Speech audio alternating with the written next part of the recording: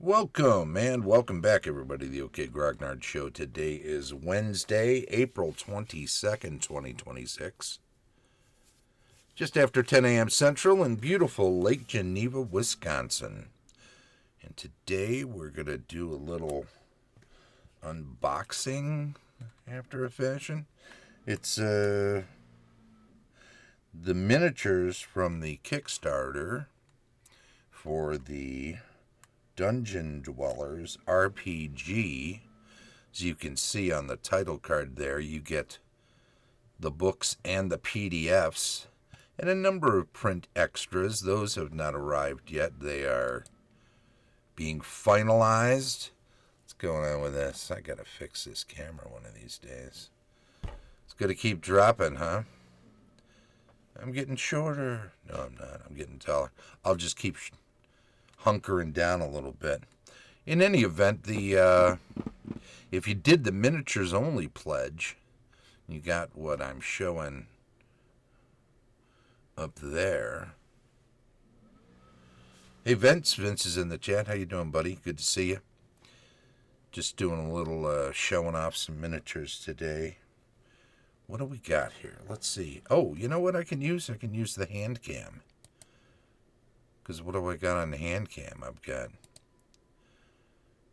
a... They threw in the dice right away. Those are part of the dealio. There we go. Let's get her up. Let's move her right up on in there. There we go. I don't care if it cuts off my shoulder. I want to be able to see what we got there. Yeah, so that is, as we say in the business, a set of dice. We say that in the game store business, I guess, all the time because we constantly sell sets of dice. I got them on a little bit of an angle because my overhead lighting here is unadjustable today. And I want to be able to see this. And I can't just hold them up because there's a lot of green in their packaging. Here we go. Let's put it like this so that folks can zoom in and read the back end of it, right? It's got to keep going in and out, right? There we go. Anyway, it's a set of standard 2, 4, 6, 7 RPG dice. Let me just get it up to the side. What do we got? So there's this big old box, right? And it's full of Bones style miniatures. So they're not metal miniatures, which I prefer, but it's not a deal breaker if they're a good looking miniature. Let's put the paperwork over there. I wonder if, let me have a look at this over here and see. Yeah, maybe that's a way to go. Let's do the full screen on that side. Just a real quick, we'll do the left screen with that other image really big, and we'll say, you can see in the upper right, there are 4 character minis. Those were the first thing going on. Just below those to the left, the Charnel Grub. Where's it Colonel? I think it's Charnel. And below that to the right, the 4 armored goblins. And then you got 4 skeletons. Look in the second column, you got a full view of them. These were all add-ons. So as the Kickstarter, or stretch goals, as the Kickstarter made more and more money, they added so many of these. And I got in early because I knew that they had been so successful with other Bones Kickstarters that it was definitely going to hit the high numbers. And we would see a good return as far as the stretch goals were concerned.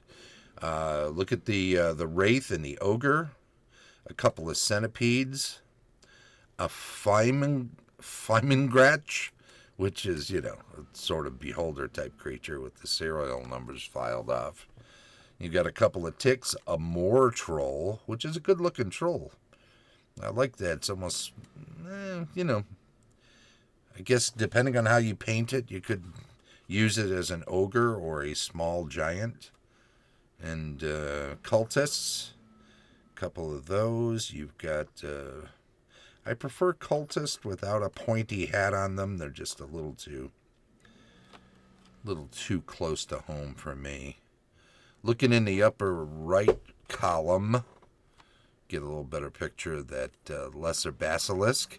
It's medium size, you'll see when I pull out the minis here. A couple of oozes, 2 small oozes, and a full size, or a larger ooze. Again, you'll see the size. And same with that dragon. In the hellhounds, couple of those, they call them medium, and yeah, you'll see.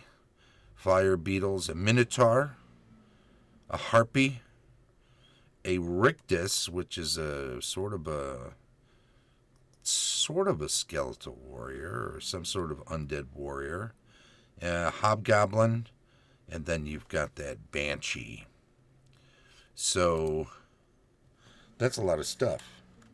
Looking at some of the characters, this one is Landarel Brighthelm. I wonder if I can bring that down.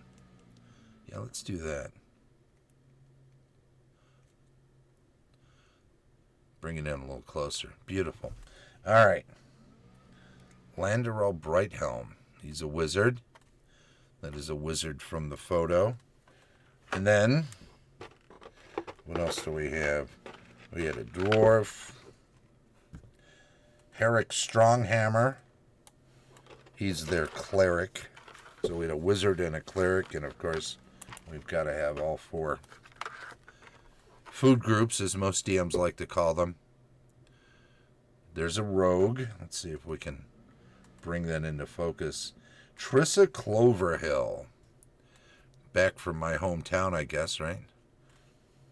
And then Rowan Thistlemore is the fighter. So there you go there. Nice little dice bag. Oh, yeah, I've got some fancy dice in there. I'll show them off at the end if I remember. Vince, you're in charge of reminding me. The 4 armored goblins. You can see their size. Yeah, when you see them in the blister, and you've seen a lot of blisters, it's kind of easy to pick up on the size. Obviously, they're small, but they are good looking. Not much flashing or supports in the printing on those. So that's good. That's not true of all of these miniatures.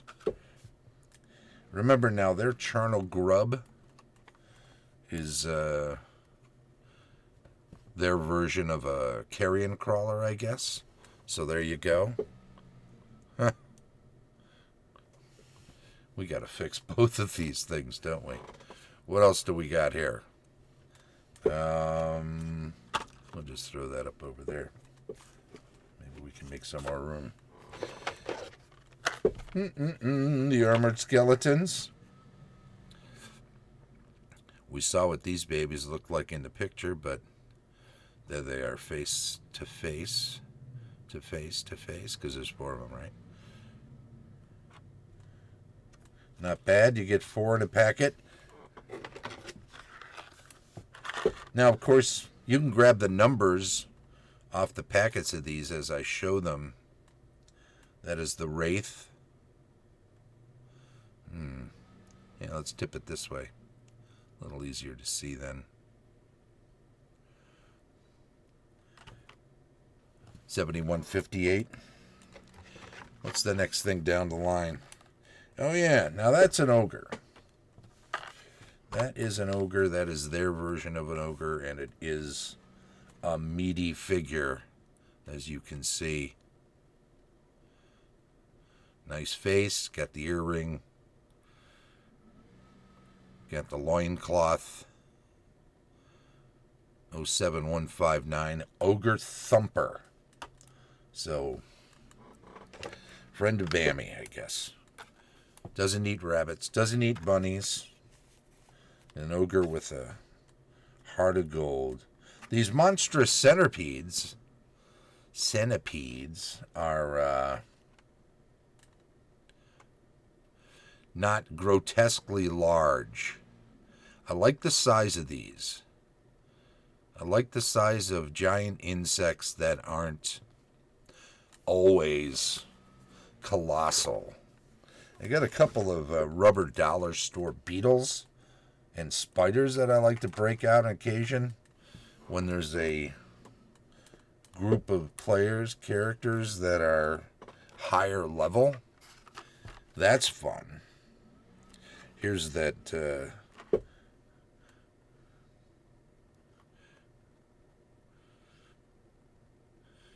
Feynman Gatch, which is the Beholder knockoff, 7160.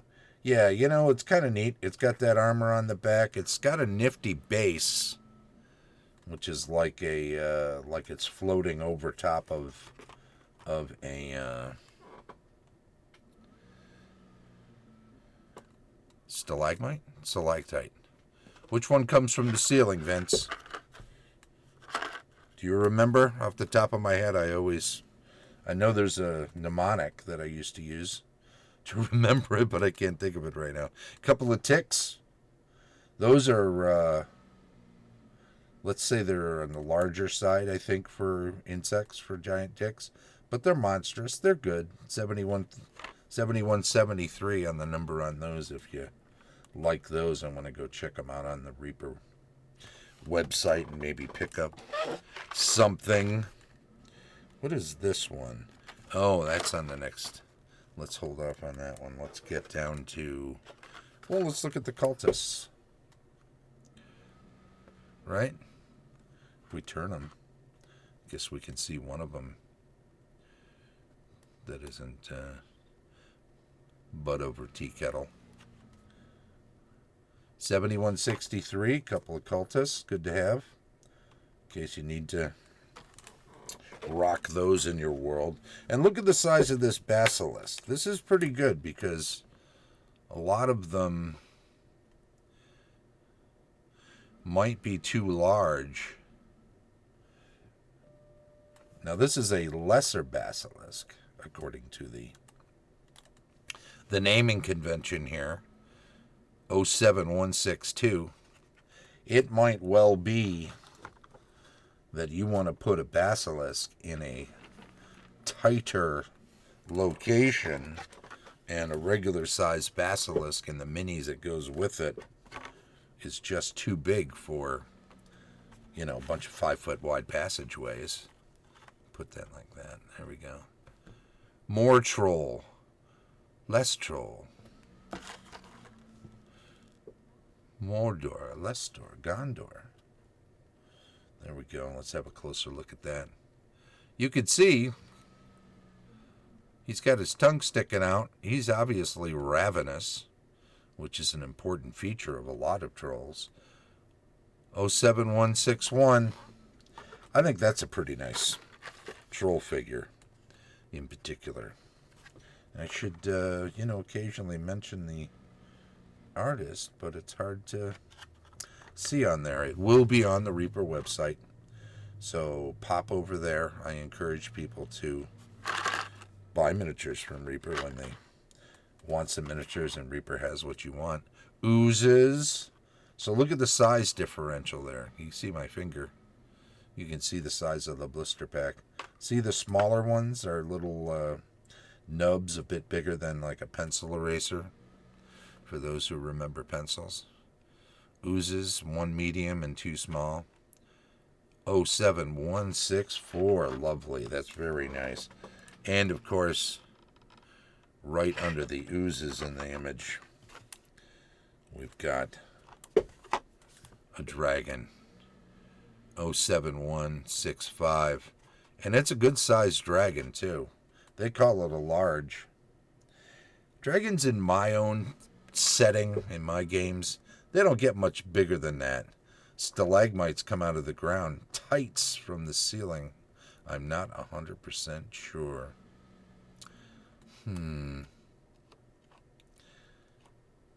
top tights. Was that the mnemonic? If you want to go to the top, you'll see the tights. Mites at the bottom. Mites. I don't know. I'm confusing myself by just creating mnemonics that might or might not be. Where are we at? There we go. We'll get a pretty tight shot on that. Fair amount of detail on that, for sure. That's one thing about this bones process, right? These, well, you know, and these aren't even bones technically, right? These are resin cast ones, aren't they? No, they call them bones. They're printed, though. They're 3D printed, and you'll see some of them, some of the later ones, have maybe a bit more. There's the size of those two hellhounds. Not huge, medium. Not everything has to be grotesquely large to work in a game and make it exciting. Those are nice. What was the number? 07166 for the hellhounds, just for people who want to know. Now the fire beetles, they were printed translucently. So when you paint them, you can have them glowing bright. Much like the carpet crawlers from the Genesis song, 07174. But you can see they're bigger than the ticks. I wonder why that keeps trying to get in and out of focus. What do we got next? Well, you should look at this. Now, that Minotaur is about as big as a Minotaur should be. I would almost want to add some wings to this and paint it up as a sort of a quasi-orcus. And sadly, there's a fair amount of support stuff, the trimmings. They didn't trim that stuff out of there, out from underneath. Those supports are there, so it prints up well and everything. And they're not that difficult to clean off for the end user. I can't imagine with the thousands of people that bought in on the Kickstarter, they would have thousands of Minotaurs and thousands of other creatures that would have some. And not too many of these did, but that one did. The Harpy, 07169. Up on top of a, there we go. Standing on top of a kind of a tree branch jutting out of an old stump that's been chopped up or laid low. Looks like there's some, I don't know if you can see it from here, see those layers of fungi curling out of the stump. Those are kind of a nice touch, right? What do we got here? Is this the Rictus or Rictus Skeleton Knight? Yeah, skeleton. I knew that. Oop, let's get a good look at him.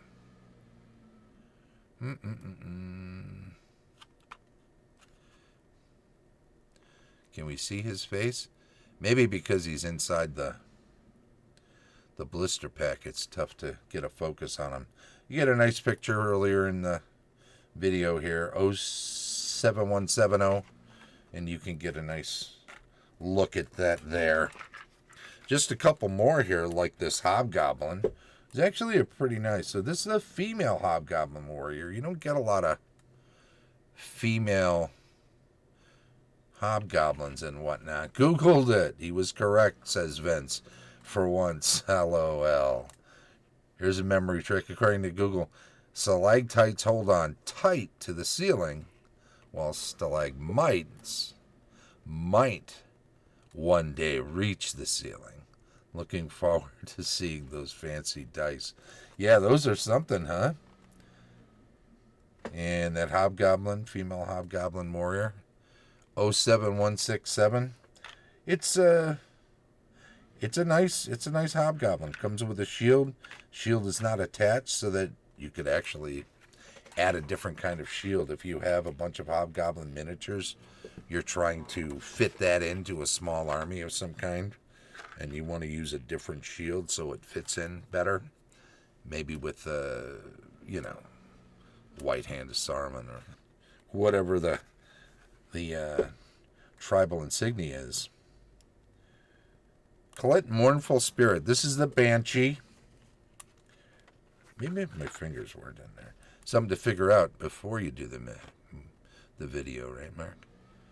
Yeah, there we go. That's a pretty good look at that one. And again, except for the Minotaur, I don't think most of them had a lot of support still in there. So not too much to clean up for the end user. A heck of a lot to clean up for Reaper. It would have delayed shipping by a month trying to get all that. And you'd never get all of it out of there trying to do thousands of them. 07171. It's a beaut. It's a beaut. The hand cam off. One last look at the end screen now that you know what you're looking for. If you want to zoom in, and of course you can always go to the Kickstarter and look at all the images there and the books and the pricing. But $99 all in. Got the books, which are coming still, and the various adventures that were part of it. I wonder if I can go there. Oh, I see what's going on. I think we had an option. Yeah, let's go now. This was the full. Let's make it reading size, right? Beautiful. So it had the print editions of the rule books, the PDF editions. I'm not sure if it's still available in the backer kits. You got those funky dice. I guess they still sending cardstock Fortune. So anything that needed printing has not arrived yet. There are the 4 adventurers. The pseudo-carrion crawler. Yeah, the PDF adventure. A ton of trouble. There's going to be something brewing in that ton, I imagine, right? 4 armored goblins. We've got Beneath the Fortress of Peril Part 1 PDF, which is a location-based adventure. I guess they all are, really, but this is at one particular fortress, right? Armored skeletons there. Hillsedge Province and the Westborough Hills. It's a source book. Again, another fine location. You can drop that into any medieval fantasy, but if you're a fan of setting it up to use with the RPG they're selling, the Dungeon Dwellers RPG. Joseph Wolf, author, other people helping work on it, but he was spearheading the whole thing and writing the main bulk of the bulk. And looking forward to seeing those. Okay, that's the same message from Vince. That ogre, again, we saw the size of it. That was pretty big. The centipedes. I was surprised there wasn't more in the way of supports sticking out of underneath that ogre. Well, this is already a long video, so let's just slip down to the bottom. Metal fortune tokens. I have not seen those yet. But those will be nice. And, you could use those as shields, probably. Maybe oversized shield. Maybe a shield for an ogre. Dice bag. Did not see that yet. Beneath the Tress of Peril, Part 3. All unlocked collector's box, which is what I got in on for $99 stretch goals. So this is a lot of stuff. I was in it for the minis, and I was intrigued by the idea of the RPG at the time when this all got started. I think this was just before the OGL debacle, and but I have been assured that this is an OGL RPG, so it does support that, which I always want to try to do. Let's look at the time. I think we'll call it a day, and we'll say thanks everybody for coming over and checking out the stuff. And we'll get back to some rules questions next week. I've got some stuff from the PHP coming up, and I think I want to do a monster manual look in before we get back to the DMG and check out that Cloak of Elvenkind later, maybe 4 or 5 episodes from now. And we've got the Herald EGG Con, which is coming up in July, so don't forget about that, and know that we'll be covering some of that as well. Okay, this was a look at the Reaper Dungeon Dwellers minis that came in the collector's box. And don't forget, you can watch the show live on Twitch, just like Vince just did, each Wednesday at 10 a.m. Central. And then it's archived on YouTube. Like, subscribe, follow, do all of that fun stuff, and we'd appreciate it.